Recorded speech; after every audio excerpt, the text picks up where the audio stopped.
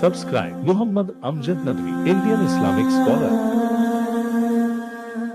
الشيطان الرجيم بسم الله الرحمن الرحيم ويوم القيامة ترى الذين كذبوا على الله وجوههم مسودة أليس في جهنم مثوى للمتكبرين وينجي الله الذين اتقوا بمفازتهم لا يمسهم السوء ولا هم يحزنون اللہ خالق كل شيء وهو على كل شيء وكيل له مقاليد السماوات والأرض والذين كفروا بآيات الله أولئك هم الخاسرون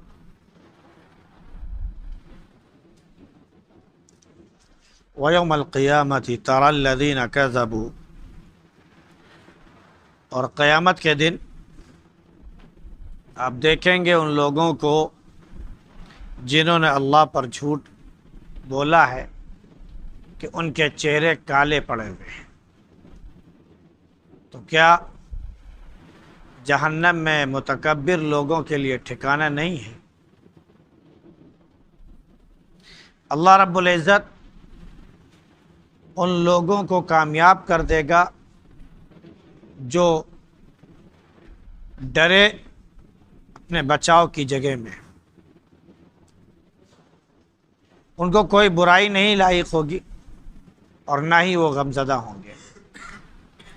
اللہ ہر چیز کا بنانے والا ہے اور وہ ہر چیز کا نگہبان ہے۔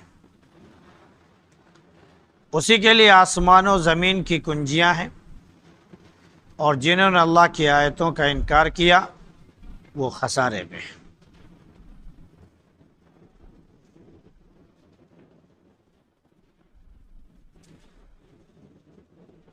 کل کے درس میں اس بات کا ذکر تھا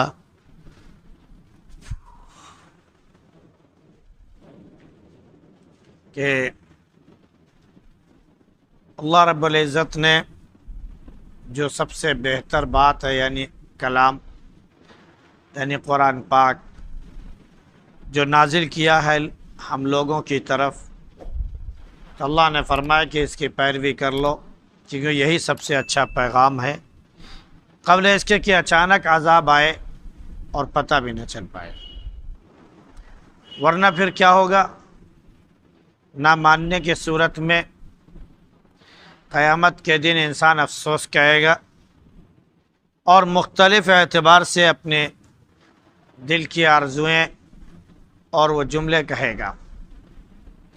کوئی کہے گا کہ ہاں افسوس کہ اللہ کے جناب میں، اللہ کے معاملے میں، اللہ کی اطاعت میں ہم نے نافرمانی کی اور کوتاہی کی، اور ہم اللہ کے پیغام کا مذاق، اللہ کے نبیوں کا مذاق اڑاتے رہے۔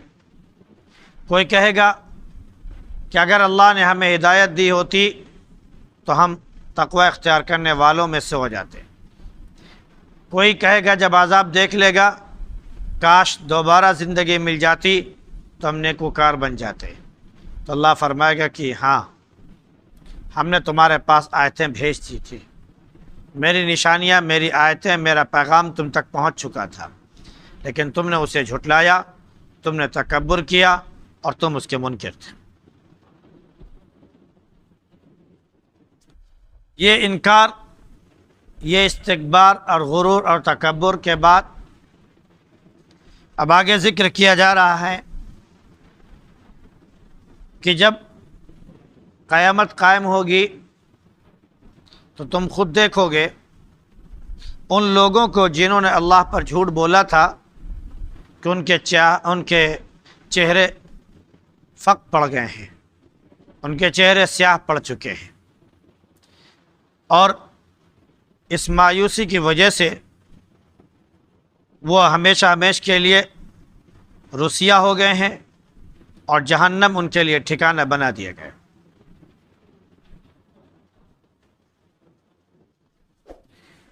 پھر اللہ رب العزت ذکر فرماتا ہے نیک لوگوں کا کہ جو متقی ہیں، جنہوں نے اللہ سے تقوی اختیار کیا، اللہ سے ڈرنے کی اور بچنے کی جگہوں میں، یعنی جہاں پر اللہ کا حکم ماننا تھا، اطاعت کی جگہ تھی، وہاں پر انہوں نے اطاعت کی، اور جہاں پر اللہ کے حکم کی وجہ سے برائیوں سے بچنا تھا وہاں پر وہ برائیوں سے بچے، تو اللہ کا وعدہ ہے کہ ان کو کوئی بھی برائی لاحق نہیں ہوگی، کوئی بھی عذاب ان کو لاحق نہیں ہوگا، اور نہ ہی آخرت میں وہ غمزدہ ہوں گے۔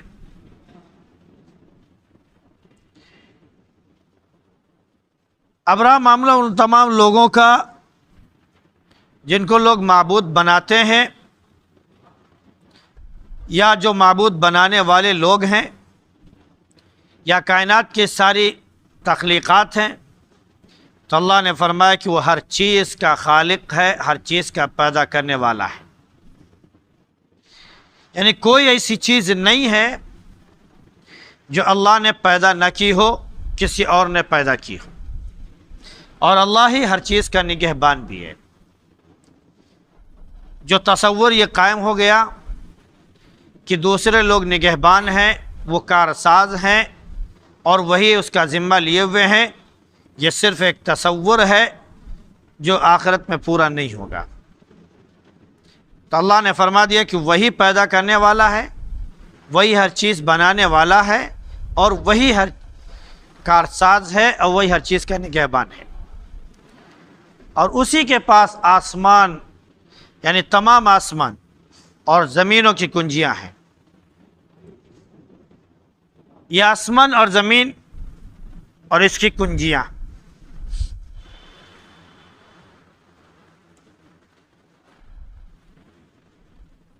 اکیسویں پارے میں ایک جگہ سورہ لقمان کی آخری آیت میں اللہ نے فرمایا کہ اسی کے لیے غیب کی چابیاں ہیں، وہی جانتا ہے جو ماں کے پیٹ میں ہے، وہی جانتا ہے کہ کب بارش ہوگی، وہی جانتا ہے کہ انسان کو روزی کیا ملے گی، اور وہی جانتا ہے کہ انسان کو موت کب آئے گی، وہی جانتا ہے کہ قیامت کب قائم ہوگی، اس کے سوا کسی اور کو اس کا علم نہیں ہے۔ یہ غیب کی چابیاں ہیں۔ یہاں پر آسمان و زمین کی چابیاں اور کنجیاں کہا گیا ہے۔ زمین میں جو بھی خزانے ہیں، چاہے وہ زیورات کے اور معدنیات کے تعلق سے ہوں، یا کھانے پینے کی چیزیں ہوں، یا سرسبز ہری بھری اشیاء ہوں، پیڑ پودے ہوں، حقیقت میں سب کی چابی اسی کے ہاتھ میں ہے، یعنی سب کچھ اسی کے قبضے قدرت میں ہے۔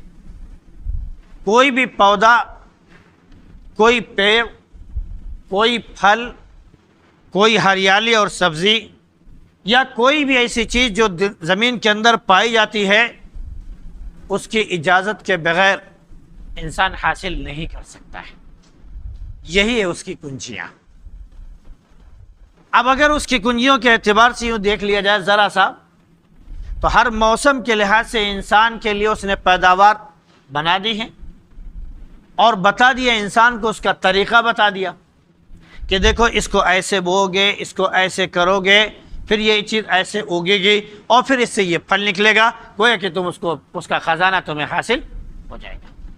اگر انسان وہ نہ کرے تو وہ صرف زمین میں چیزیں بو دے گا اور اس سے کوئی چیز حاصل ہونے والی نہیں۔ انسان کھیت جوتتا ہے، زمین پھاڑتا ہے، پھر اس کے بعد اس میں بیج ڈالتا ہے، اسے زمین میں دفن کر دیتا ہے، اس میں کھاد پاس، اس میں پانی وغیرہ ساری چیزوں کا انتظام کرتا ہے، پھر اس سے پیڑ پودے کوپلیں نکلتی ہیں، پھر وہ تنا بڑھتا ہے، پھر وہ تمام جو اللہ رب العزت نے طریقے بتائے ہیں، انسان اس کے ذریعے اپنی تمام روزی اور اپنی ضرورت کی چیزیں حاصل کرتا ہے۔ یہ آسمان کی چابیاں ہیں جو اللہ رب العزت جانتا ہے، اور اس کا کچھ حصہ انسان کو بھی اس نے دے دیا کہ یہ طریقہ بتا دیا کہ اس طرح کرو گے تو تم کو خزانہ مل جائے گا۔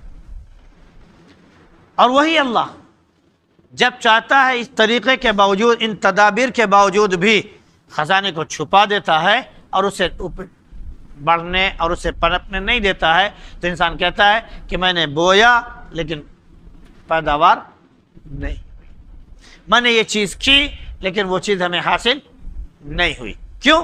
اس لیے کہ چابی تو اس کے ہاتھ میں. جب اس نے چابی کھولی ہی نہیں، تالا کھولا ہی نہیں، کنجی دی ہی نہیں، تو اس کے بعد تمہیں حاصل خزانہ کہاں سے ہو سکتا ہے؟ ایسے ہی آخرت کا بھی معاملہ ہے. اللہ کے نبی صلی اللہ علیہ وسلم نے ایک موقع پر ارشاد فرمایا کہ جنت کے 8 دروازے ہیں. یہ فطری بات ہے کہ جب دروازہ کھلے گا تبھی انسان جنت میں جائے گا. اب دروازہ کھولنے کے لیے چابی آپ کو تھما دی گئی. اگر آپ دروازہ کھول سکتے ہیں تو آپ جنت میں چلے جائیں گے، نہیں کھول سکتے ہیں تو جنت میں نہیں جائیں گے. وہ کیا ہے؟ روزہ رکھ لیا، ریان دروازہ کھل گیا. آپ نے ذکر کیا، باب الذکر کھل گیا. آپ نے نماز پڑھی، باب الصلاۃ کھل گیا، وغیرہ وغیرہ. 8 دروازے ہیں جو اللہ رب العزت نے بیان فرمائے ہیں. وہ سب نیک اعمال ہیں، عبادات بدنیہ بھی ہیں، عبادات مالیہ بھی ہیں، اور عبادات زبانیہ بھی ہیں. تمام جو اذکار ہیں یہ گویا کہ اللہ کی چابیاں ہیں جو اللہ نے دے دی ہیں. اگر انسان چاہے تو اس کے ذریعے جنت کا دروازہ کھول لے اور جنت میں وہ داخل. پھر ایک موقع پر ارشاد فرمائے نبی کریم صلی اللہ علیہ وسلم نے، مفتاح الجنت الصلاۃ اور مفتاح الصلاۃ الطہور، کہ جنت کی چابی نماز ہے. جنت کی چابی، جنت کی کنجی نماز ہے. نماز پڑھیں گے دروازہ کھل جائے گا، چابی آپ کے ہاتھ میں آ جائے گی. اور نماز کی چابی، نماز کی کنجی کیا ہے؟ وہ انسان کی پاکی یعنی وضو اور طہارت ہے. پہلے تو جسم کے اعتبار سے پاکی ہو، غسل کے اعتبار سے پاکی ہو، پھر اس کے بعد وضو کے اعتبار سے بھی پاکی ہو. جب انسان باوضو ہو کے نماز پڑھے گا، جب انسان پاک و صاف ہو کر نماز پڑھے گا تو اس کے نماز قبول ہوگی. گویا کہ چابی نماز کی مل گئی.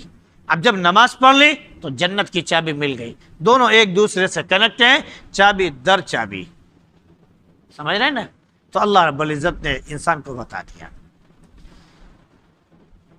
ایک صحابی نے اللہ کے نبی صلی اللہ علیہ وسلم سے پوچھا کہ اللہ کے نبی، یہ آسمان اور زمین کی چابیاں کیا ہیں؟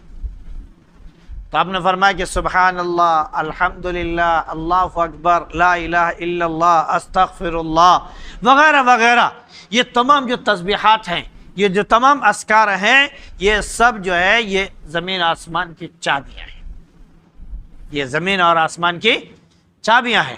اب چابی آپ کو دے دی گئی ہے. اب اگر آپ دروازہ کھولنا چاہیں تو آپ کھول سکتے ہیں، ورنہ جنہوں نے کفر کیا، اللہ کی آیتوں کا انکار کر دیا، جھٹلا دیا، حقیقت میں وہ خسارہ اٹھانے والے اور نقصان اٹھانے والے ہیں.